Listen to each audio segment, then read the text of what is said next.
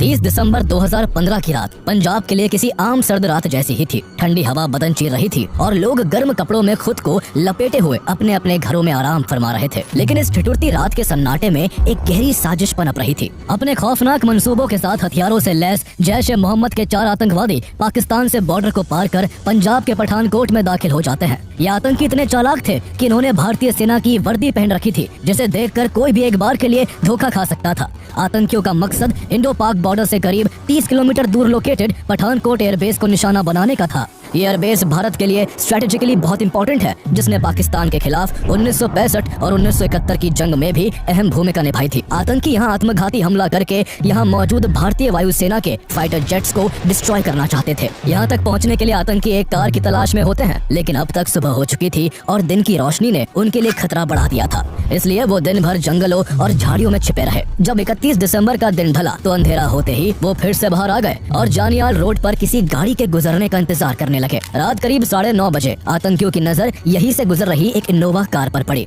जिसे एकागर सिंह नाम के शख्स चला रहे थे। गाड़ी को जब आतंकियों ने रुकने का इशारा किया तो एकागर सिंह उनकी इंडियन आर्मी की ड्रेस को देखकर धोखा खा गए और उन्होंने खुशी खुशी गाड़ी रोक दी। जैसे ही गाड़ी रुकी, आतंकियों ने उनका मोबाइल छीन लिया और उनका गला काट कर उनकी बॉडी को वहीं पास के खेत में फेंक दिया। आतंकियों को जल्दी थी, इसलिए वो गाड़ी को बड़ी तेज रफ्तार से चलाने लगे। इसी जल्दबाजी में उनकी गाड़ी कुछ दूर जाने के बाद ही रावी रिवर ब्रिज के धूसी टर्न के पास खराब हो गई। इसके चलते आतंकियों को मजबूरन इनोवा कार वहीं छोड़नी पड़ी। वो थोड़ी दूर जाकर गन्ने के खेतों में छिप गए और यहाँ से किसी दूसरी गाड़ी के गुजरने का इंतजार करने लगे। रात के 11 बज चुके थे कि तभी आतंकियों की नजर एक दूसरी गाड़ी महिंद्रा XUV 500 पर पड़ी। ये गाड़ी पंजाब पुलिस के SP सलविंदर सिंह की थी, जो अपने दोस्त राजेश वर्मा और कुक मदन गोपाल के साथ एक दरगाह पर मत्था टेक कर वापस गुरदासपुर लौट रहे थे। गाड़ी राजेश वर्मा चला रहे थे। जैसे ही वो कोरियन मोड़ के पास पहुँचे, आतंकियों ने उन्हें भी रुकने का इशारा किया। ये लोग भी उन आतंकियों की वेशभूषा को देखकर धोखा खा गए और उन्होंने भी उन्हें फौजी समझकर गाड़ी रोक दी। गाड़ी रुकते ही आतंकियों ने उन पर अपनी राइफलें तान दी और जबरदस्ती गाड़ी के अंदर घुसकर SP सलविंदर सिंह और उनके दोनों साथियों के हाथ पैर बांध दिए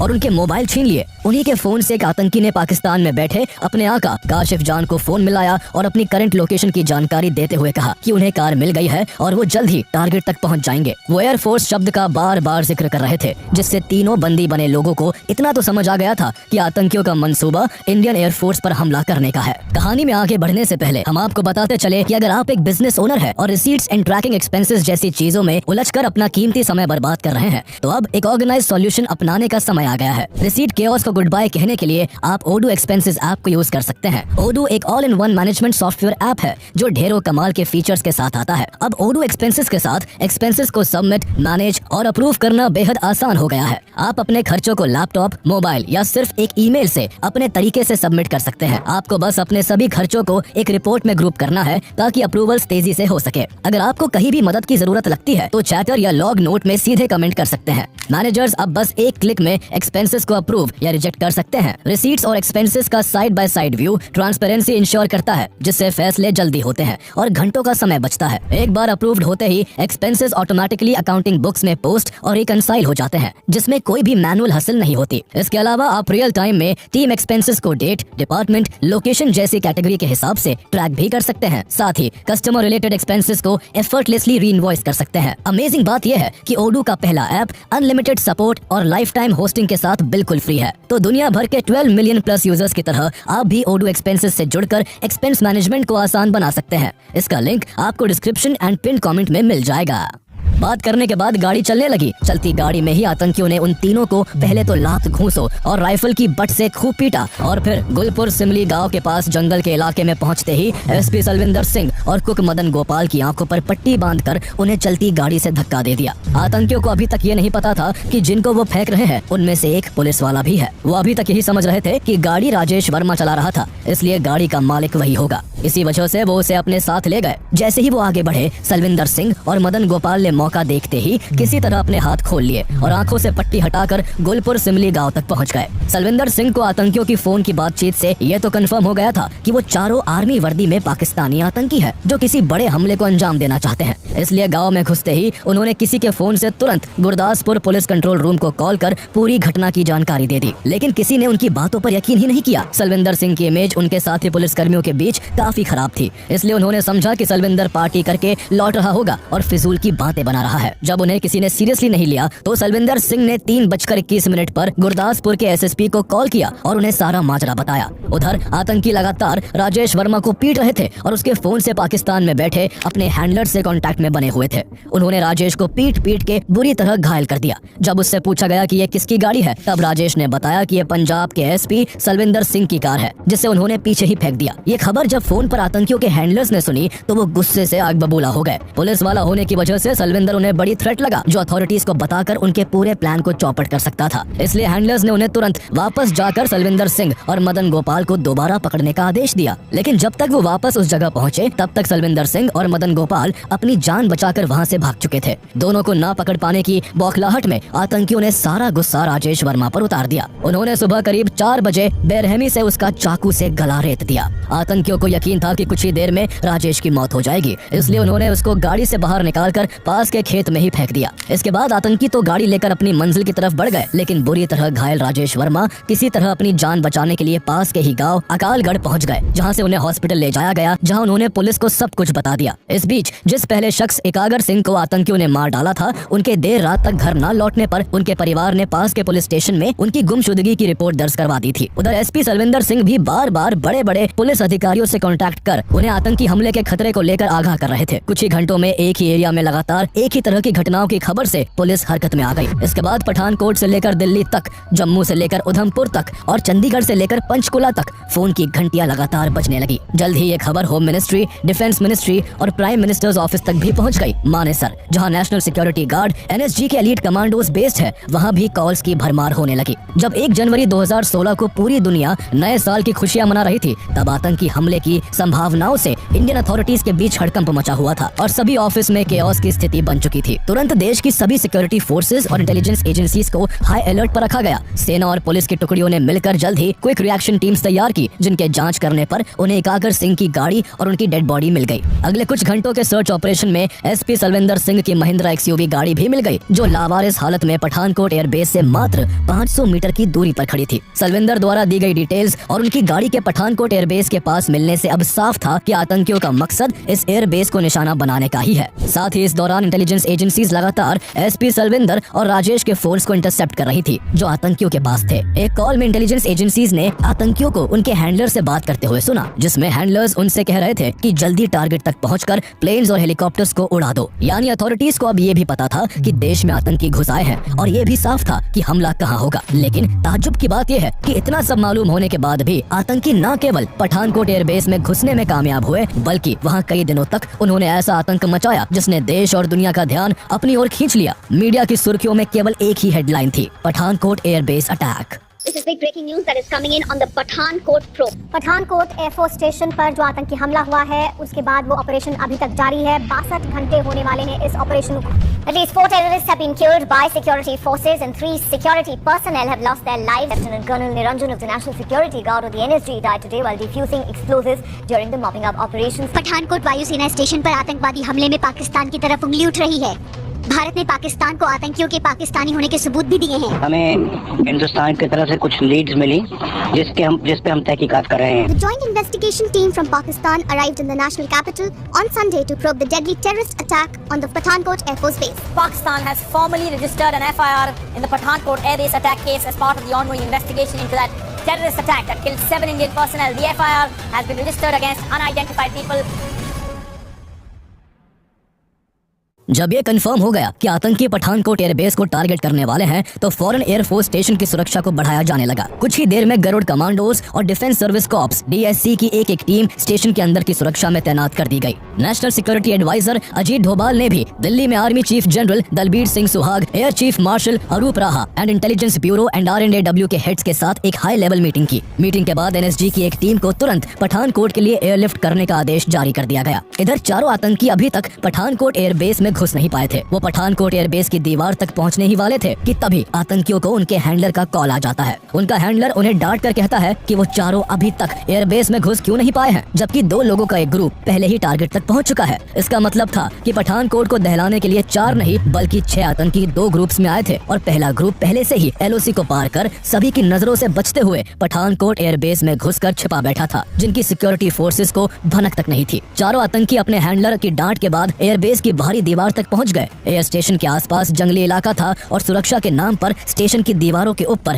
केवल कंटीली तारों की फेंस लगी हुई थी। अंदर भारी संख्या में यूकेलिप्टस के पेड़ भी लगे हुए थे, जिन पर आतंकी क्लाइंबिंग रोप बांधकर एयरबेस की दीवार पर चढ़ गए और वायर फेंस को काट डाला। अगले ही पल किसी की भी नजर में आए बिना एक एक करके चारों आतंकी एयरबेस के अंदर दाखिल हो गए। एयरबेस के अंदर डिलापिटेटेड MES स्टोर की बड़ी बड़ी शेड्स रखी हुई थी और पानी की निकासी के लिए यहाँ बड़े बड़े नाले भी बनाए गए थे। आतंकियों को अपनी घिनौनी साजिश को अंजाम देने के लिए रात के अंधेरे का इंतजार था, इसलिए उन्होंने खुद को दिन भर के लिए इन शेड्स और नालों में छिपा लिया। अब पठानकोट एयरबेस के अंदर आतंकियों के 2 ग्रुप मौजूद थे। 2 लोगों का ग्रुप पहले से ही यहाँ कहीं लंबी लंबी एलिफेंट ग्रास में छुप के बैठा था, जबकि बाद वाला 4 लोगों का ग्रुप नालों में छिप गया था। आतंकी अपने साथ 50 किलो एक्सप्लोजिव, 30 किलो ग्रेनेड्स और तेजी से आग पकड़ने वाले जेल भी लेकर आए थे, जिससे वो यहाँ के टेक्निकल एरिया तक पहुंचकर वहाँ station MiG-21 fighter jets, Mi-25 and Mi-35 attack helicopters, missiles और ड्रोन समेत सभी जरूरी चीजों को डिस्ट्रॉय कर सके। इधर पठानकोट एयरबेस के गेट के आसपास क्विक रिएक्शन टीम और DSC के जवान पोजीशन लेकर आतंकियों से भिड़ने का इंतजार कर रहे थे। उन्हें इस बात का जरा भी अंदाजा नहीं था कि वो जिन आतंकियों का गेट पर बेसब्री से इंतजार कर रहे हैं वो पहले ही एयरबेस में घुस के बैठे हुए हैं। शाम तक यहाँ मेजर जनरल दुष्यंत सिंह की लीडरशिप में NSG के 160 कमांडोज की एक टीम भी आ पहुंची। सभी कमांडोज ने जल्दी जल्दी अपनी पोजीशन ले ली। अब उन्हें बस उन आतंकियों का इंतजार था जिन्हें मिट्टी में मिलाकर वो पाकिस्तान को संदेश देना चाहते थे कि जब भी कोई भारत की सीमा में गलत इरादे से दाखिल होता है उसे उसकी कीमत अपनी जान देकर चुकानी पड़ती है।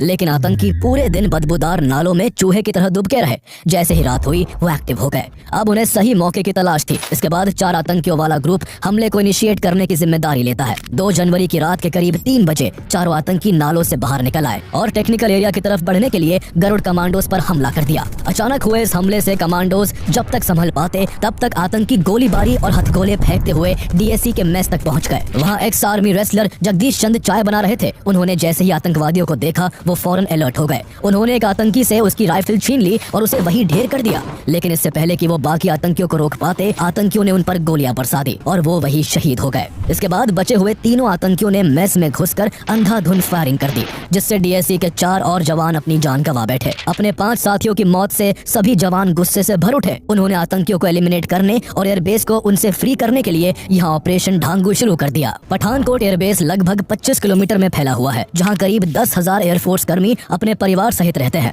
मेस से उनके घरों की दूरी काफी कम थी, इसलिए उन पर हॉस्टेजेस बनाए जाने का खतरा मंडरा रहा था। इस दौरान एयर स्टेशन में नाइजीरिया, अफगानिस्तान, बांग्लादेश और म्यांमार के 23 मिलिट्री ट्रेनीज भी मौजूद थे। एयरफोर्स को चिंता थी कि अगर इन ट्रेनीज को कोई नुकसान पहुंचा तो इंडिया को इंटरनेशनल लेवल पर काफी दिक्कतों का सामना करना पड़ सकता है। इसके अलावा एयरबेस के मेस से महज 500 मीटर की दूरी पर मौजूद टेक्निकल एरिया को भी सेफ गार्ड करना मेन प्रायोरिटी था। दर्जनों Garud commandos and NSG commandos इस एरिया के चारों तरफ घेराबंदी बनाए हुए थे।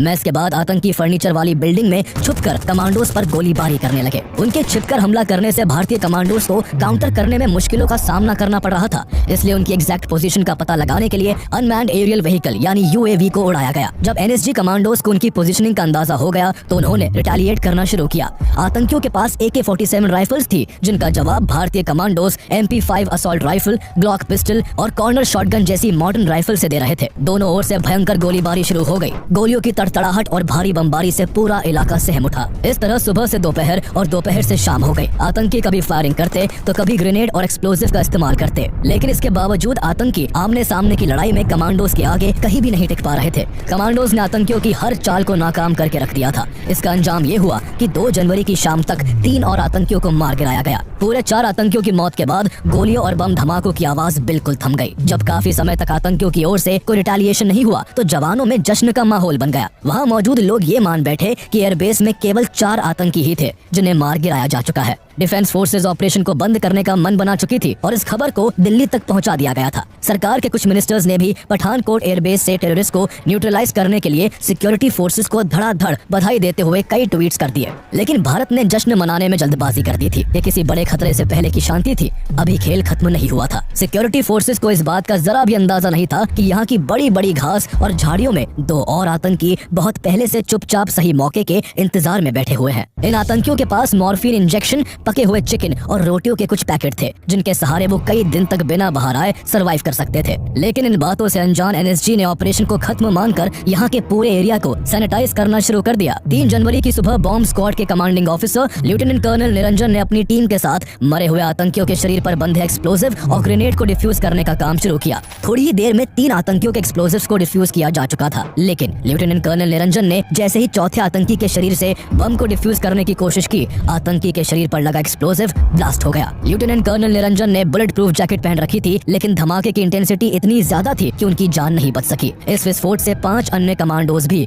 बुरी तरह घायल हो गए। लेफ्टिनेंट कर्नल निरंजन के शहीद होने से पठानकोट एयरबेस एक बार फिर से सहम गया। इसी केओस का फायदा उठाकर अभी तक काफी समय से छिपे बैठे दोनों आतंकियों ने सुबह 10 से 11 बजे के आसपास एयरबेस के एक दूसरे ब्लॉक से अचानक जवानों पर गोलीबारी शुरू कर दी। इस ब्लॉक की पहली मंजिल पर 6 डिफेंस पर्सनल भी मौजूद थे। यदि आतंकवादी उन्हें हॉस्टेजेस बना लेते तो उनकी जान के बदले में वो भारत से बार्गेनिंग कर सकते थे, लेकिन किस्मत से आतंकियों को इसकी खबर नहीं थी, इसलिए उन्होंने इस ओर ध्यान नहीं दिया। उनका टारगेट टेक्निकल एरिया को तबाह करने का था। उनकी गोलीबारी से सभी जवान एक बार फिर से अलर्ट हो गए। साथ ही 80 कमांडोज की 2 और एनएसजी यूनिट्स को दिल्ली से पठानकोट एयरलिफ्ट किया गया। सबसे पहले उस ब्लॉक में फंसे 6 डिफेंस पर्सनल को सुरक्षित बाहर निकाला गया। इसके बाद एनएसजी और गरुड़ कमांडोज ने मिलकर पूरी बिल्डिंग को चारों तरफ से घेर लिया, लेकिन दोनों आतंकी फिर भी कमांडोज की पकड़ में नहीं आए। आतंकियों ने पूरे दिन कमांडोज को इधर से उधर उलझाए रखा। शाम हो चुकी थी और अंधेरा घिरने लगा था। ऐसे में जल्द से जल्द कार्रवाई करना जरूरी हो गया था। आखिरकार एनएसजी कमांडोज ने आतंकियों को रूम के अंदर ही कुचलने के लिए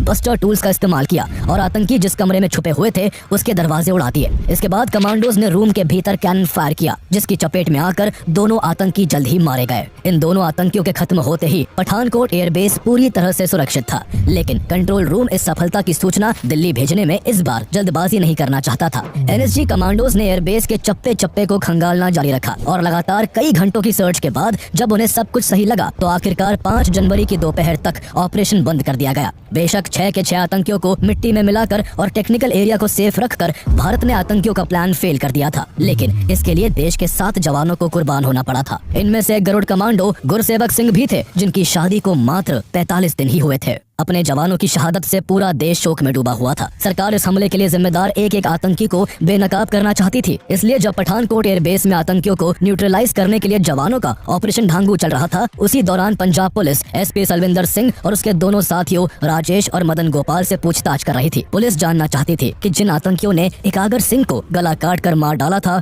उन्होंने सलविंदर को आखिर कैसे इतनी आसानी से छोड़ दिया। सलविंदर सिंह की इमेज पहले से ही पुलिस महकमे में खराब थी। वही उन्होंने इंटेरोगेशन के दौरान भी कई बार अपना बयान बदला, जिस कारण पुलिस को उन पर शक था। हालांकि बाद में उन्हें इस हमले से क्लीन चिट दे दी गई। इसके बाद इस हमले की जांच का जिम्मा नेशनल इन्वेस्टिगेशन एजेंसी यानी एनआईए ने संभाला। एनआईए ने पूरे पठानकोट एयरबेस की काफी बारीकी से जांच की, जिसमें एनआईए की टीम को एयरबेस के वेस्टर्न साइड से फेंस कटर, रोप, वूलन कैप और ग्लव्स मिले, जिसके सहारे आतंकियों ने एयरबेस में घुसपैठ की थी। एनआईए को नाले में कुछ जूतों के निशान भी मिले, जो मारे गए आतंकियों के जूतों से मेल खाते थे। साथ ही एजेंसीज ने आतंकियों की कॉल्स को इंटरसेप्ट करके पता लगाया कि सभी आतंकी पाकिस्तान से आए थे और इस पूरे हमले की योजना जैश-ए-मोहम्मद के सरगना मौलाना मसूद अजहर और उसके भाई मुफ्ती अब्दुल रऊफ असगर ने बनाई थी। हमले के दौरान उन्हें पाकिस्तान से काशिफ जान गाइड कर रहा था और उनकी 6 महीनों तक बहावलपुर में अशफाक अहमद और हाजी अब्दुल शकूर ने ट्रेनिंग करवाई थी। जैश-ए-मोहम्मद ने उन 6 आतंकियों की मिलिट्री जैसी सख्त ट्रेनिंग के बाद पठानकोट एयरबेस को दहलाने के लिए एक आत्मघाती मिशन पर भेज दिया था।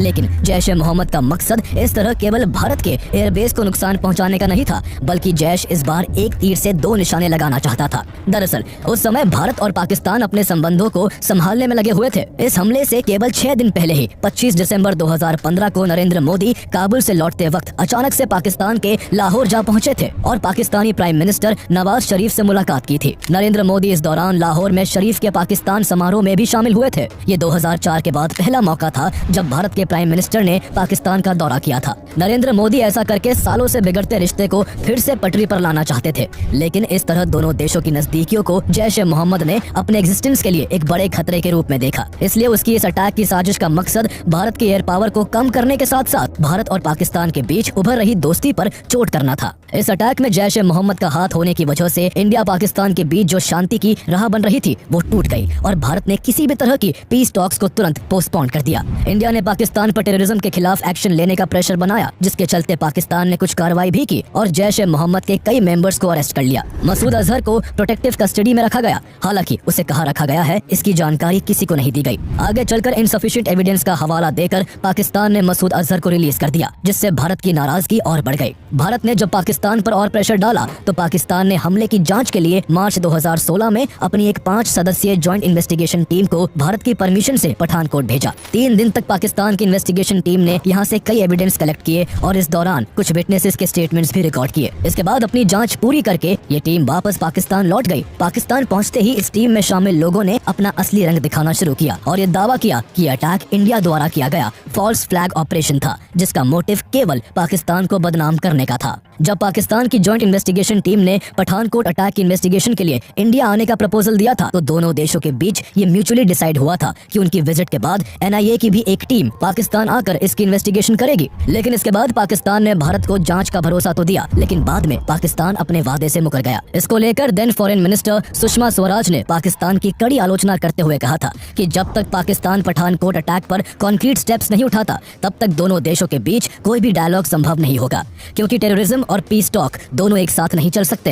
हालांकि पाकिस्तान ने फिर भी कोऑपरेट नहीं किया। भले ही पाकिस्तान के कोऑपरेट ना करने से इंडियन गवर्नमेंट का रुख उसकी तरफ फिर से सख्त हो गया था, लेकिन इस पूरी सिचुएशन में इंडियन सिक्योरिटी सिस्टम की लापरवाही को लेकर भी सवाल उठ रहे थे। हमले के पहले तक पठानकोट एयरबेस की सुरक्षा काफी कमजोर थी। एयरबेस की दीवार के चारों ओर गश्त के लिए कोई सड़क नहीं थी और उसकी दीवार कई जगह से सिविलियंस के मकानों से सटी हुई थी। हैरानी की बात यह थी कि इसके बावजूद एयरफोर्स ने इस एयरबेस के आसपास एनक्रोचमेंट रोकने का कोई प्रयास नहीं किया था, जिस कारण आतंकियों द्वारा यहाँ किसी भी वक्त एक बड़ा हमला पॉसिबल था। भारत की इंटेलिजेंस एजेंसीज महीनों से भारत पर कोई बड़े आतंकी हमले की आशंका जता रही थी और हमले से कुछ महीने पहले तक भारत में पाकिस्तानी इंटेलिजेंस एजेंसी ISI के कई एजेंट्स अरेस्ट किए जा चुके थे। पठानकोट हमले से केवल 1 महीने पहले BSF के हेड कांस्टेबल अब्दुल रशीद को ISI के लिए जासूसी करने के जुर्म में दिल्ली पुलिस ने जम्मू एंड कश्मीर से अरेस्ट किया था। अब्दुल रशीद और उसके रिलेटिव कफायतुल्लाह खान कई महीनों से ISI के कांटेक्ट में थे और अरेस्ट होने से पहले दोनों भारतीय सेना की कई इंपॉर्टेंट इन्फॉर्मेशन ISI को दे चुके थे। इसके अलावा शेख मोगल और मोहम्मद एजाज को भी कोलकाता और मेरठ से ISI के लिए जासूसी करते हुए पकड़ा गया था, जबकि दिसंबर 2015 में पोखरण से ex army man Govardhan Singh भी पकड़ा गया, जो सालों से भारतीय डिफेंस फोर्स की इंपॉर्टेंट इन्फॉर्मेशन ISI तक पहुंचा रहा था। इसके अलावा पठानकोट हमले से पहले एयरमैन रंजीत के को भी दिल्ली पुलिस की क्राइम ब्रांच, मिलिट्री इंटेलिजेंस और एयरफोर्स की एक यूनिट ने अपने ज्वाइंट ऑपरेशन के जरिए भटिंडा एयरबेस से ISI के लिए जासूसी करने के जुर्म में अरेस्ट किया था।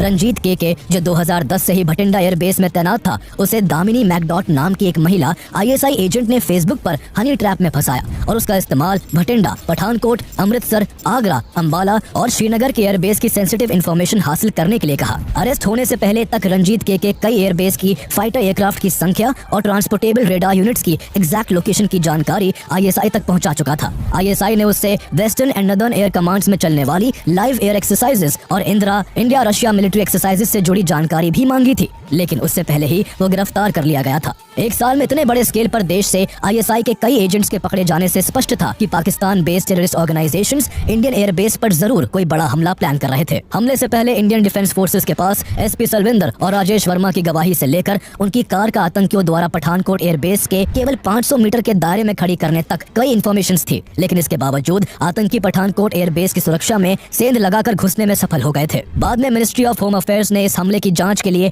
एक स्टैंडिंग कमेटी बनाई। कमेटी ने भी पठानकोट एयरबेस को विजिट करके अपनी रिपोर्ट में इंडियन डिफेंस फोर्सेस की लापरवाही को लेकर फटकारा। स्टैंडिंग कमेटी का कहना था कि अगर सेंटर इस मामले को गंभीरता से लेता और इंटेलिजेंस एजेंसीज ने सही तरीके से काम किया होता तो आतंकी कभी एयरबेस में घुस ही नहीं पाते। कमेटी ने आगे कहा कि इतने टेरर अलर्ट्स के बावजूद आतंकियों का पठानकोट एयरबेस में घुसना और वहां गोलीबारी करना इंटेलिजेंस एजेंसीज और सिक्योरिटी फोर्सेस के बीच के लैक ऑफ कोऑर्डिनेशन को दर्शाता है। सिक्योरिटी एजेंसीज ना तो समय रहते खतरे को भांप सकी और न ही तेजी से एक्शन ले सकी। हालांकि आतंकियों के एयरबेस में घुसने के बाद भारतीय जवानों ने उनका सामना काफी अच्छे से किया। जवानों की वजह से जैश ए मोहम्मद के आतंकी एयरबेस के टेक्निकल एरिया तक नहीं पहुंच पाए थे, जिस वजह से एयरफोर्स का बड़ा नुकसान होते होते बचा था। जैश ए मोहम्मद का यह मंसूबा भले ही नाकाम रहा, लेकिन वो जो दरार भारत और पाकिस्तान के बीच चाहता था, वो दरार इस हमले के बाद दोनों देशों में फिर से आ चुकी थी। जैश ए मोहम्मद यही नहीं रुका, बल्कि इस हमले के केवल 8 महीने बाद पूरी अटैक और करीब 3 साल बाद पुलवामा अटैक को अंजाम देकर उसने जिसने दोनों देशों के बीच तनाव की एक गहरी खाई खोद दी। भारत ने भले ही पठानकोट अटैक के जवाब में पाकिस्तान और जैश-ए-मोहम्मद के खिलाफ कोई मिलिट्री एक्शन नहीं लिया, लेकिन उरी अटैक और पुलवामा अटैक के जवाब में भारत ने दुश्मन के घर में घुसकर उसको सबक सिखाया। उरी अटैक और पुलवामा अटैक की पूरी कहानी आप